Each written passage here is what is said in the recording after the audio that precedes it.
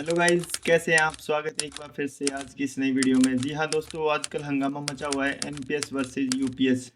OPS तो जब आएगी, जब गवर्नमेंट की मर्जी होगी जब देगी, बट एनपीएस वर्सेस यूपीएस। जी हाँ, आपको पता तो लग ही गया होगा, यदि आप सेंट्रल गवर्नमेंट के कर्मचारी हैं तो आपको 1 अप्रैल से और 30 जून तक यूपीएस ऑप्ट करने का टाइम मिलेगा।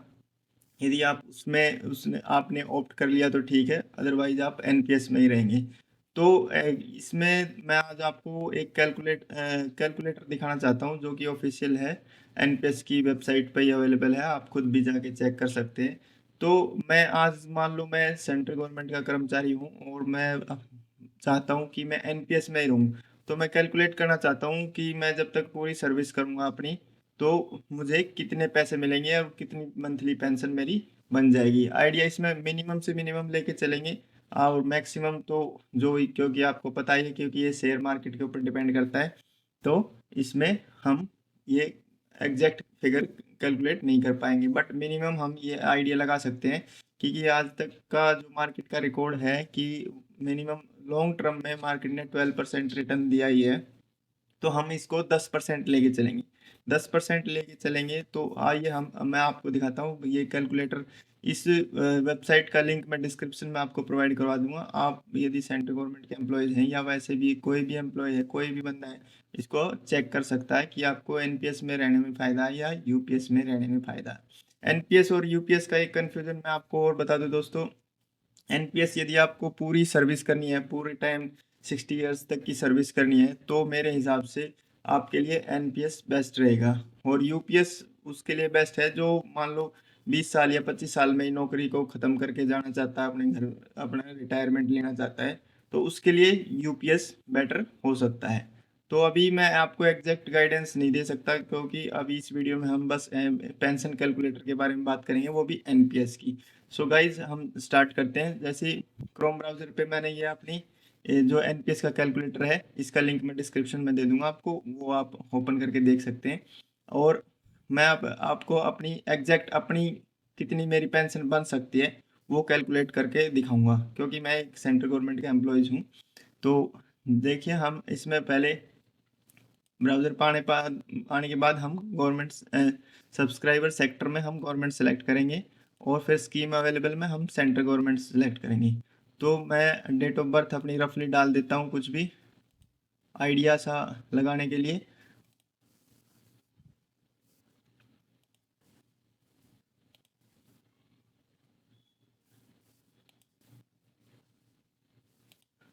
मार्च की मान लो मैं आज की अपनी डेट ऑफ बर्थ डाल देता हूँ, ठीक है। तो अभी मेरा एग्जिस्टिंग, क्योंकि मेरे को लगे हुए लगभग जॉब ज्वाइन किए हुए 14-15 साल हो चुके हैं, 15 साल हो जाएंगे अभी। तो अभी मेरा एग्जिस्टिंग कॉर्पस लगभग 19 लाख के आसपास है। तो मैं इसमें 19 लाख डाल देता हूँ, तो ये हो गया 19 लाख, ठीक है। और अभी मेरा फ़िलहाल कट रहा है 13,000 के आसपास, इसमें मेरा जो है वो कट रहा है फिलहाल। एग्जैक्ट फिगर मैं नहीं बता सकता, बाकी जो लगभग मेरा 13,000 समथिंग कुछ कट रहा है, तो वो मैंने इसमें डाल दिया। अब मैं ये कंट्रीब्यूट मैं 60 ईयर तक की अपनी नौकरी पूरी करना चाह रहा हूँ, ठीक है। तो इसके बाद मेरा कोई प्लान नहीं है। अब मैं एनुअल इंक्रीज इन कंट्रीब्यूशन देखता हूँ, तो एनुअल मेरे लगभग लगा के चलो आप, इसमें तो 5% दे रखा है, तो आप लगा के चलो लगभग 3% तो इंक्रीमेंट मिलता है। और 2-2% भी आप डीए मान लो गवर्नमेंट देगी तो तब भी वो इंक्रीज होता है। तो इसको 7% कर लेते हैं, इधर 7% मान के देख चल पड़ते हैं मिनिमम से मिनिमम, ठीक है। मिनिमम लेके चल रहे हैं हम। और मैं अपने 40% की जो है 40% की एन्युटी रेशो रखूँगा। और जो इस पे जो एन्युटी पे जो आपको इंटरेस्ट वो मिलता है, एन्युटी परसेंटेज मिलती है, वो लगभग 5 से और 7 के बीच में होती है। तो मैं इसको यहाँ पर या तो आप 5 कर लो या 6 कर लो, मैं 6 कर देता हूँ, बीच में रखेंगे हम। और मैं चाह रहा हूँ कि मैं रिटायरमेंट पे लगभग 1 लाख रुपए मेरी पेंशन बन जाए। तो 1 लाख रुपए पेंशन मैं इसमें डिजायर्ड मंथली पेंशन में 1 लाख डाल देता हूँ, ठीक है। अब इसके बाद हम इसको कैलकुलेट करके देखेंगे मेरा टोटल कॉर्पस कितना बनेगा और मेरे को मंथली पेंशन लगभग कितनी बन सकती है। इसमें ये देखिए। और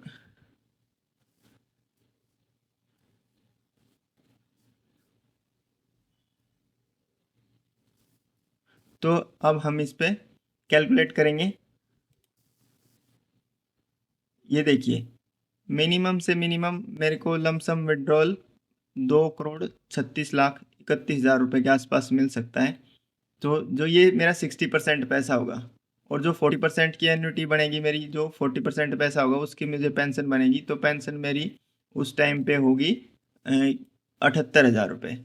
तो मेरी जो रिटायरमेंट एज होगी वो है 2049 में मैं रिटायर हूँगा। तो उस टाइम पे मेरी जो पेंशन बनेगी 78,000 रुपये ये है, और लगभग 2,36,00,000 रुपये ये मिलेंगे।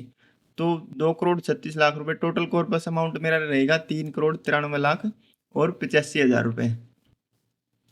तो ये एक काफ़ी अच्छा अमाउंट हो सकता है उस टाइम तक, इसकी वैल्यू आपको कम लगे तो मे भी ये अच्छा अमाउंट भी हो सकता है, क्योंकि आप आपके अपने हिसाब से खर्चे बढ़ेंगे, उस हिसाब से आप डिसाइड कर पाएंगे कि आपको कैसे क्या करना है।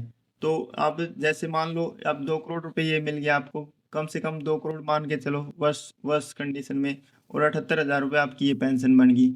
और जो आपकी ग्रेजुटी वगैरह है वो तो एनपीएस में अलग से मिलेगी ही है, मिलेगी। तो इस 2 करोड़ रुपए की आप एफडी भी कर देते हैं। एफडी करके आपको 7% भी इंटरेस्ट रेट मिलता है। 7% एफडी पे तो नॉर्मल अभी फिलहाल मान के चल रहे हैं 7% आपको इंटरेस्ट मिलता है। तो 14 लाख रुपए साल के हो गए। 14 लाख रुपए साल के हो गए आपके। तो 14 लाख को आप 12 से डिवाइड कर लो। अब 1,16,000 रुपये तो आपके पर मंथ यही बन रहे हैं, और 78,000 रुपये आपकी पेंशन वो बन गई। तो 1,16,000 प्लस 78,000, तो 1,94,000 रुपये हो गए। 2 लाख रुपए के आसपास आपके मंथली इनकम होगी। तो इसमें क्या बुराई है यार, सही लग रहा है मेरे को। तो जो मेरे हिसाब से जो लॉन्ग टर्म सर्विस करना चाह रहे हैं, पूरी सर्विस करना चाह रहे हैं 60 ईयर्स तक की, तो उनके लिए एनपीएस बेस्ट है। और बाकी जो जल्दी नौकरी छोड़ के जाना चाह रहे हैं 25 साल में, 20 साल में, तो उनके लिए मेरे हिसाब से यूपीएस बेस्ट हो सकता है, क्योंकि उसमें आपको फिक्स पेंशन मिलेगी, बट अमाउंट इतना नहीं मिलेगा, उसमें अमाउंट आपको बहुत ही कम मिलेगा।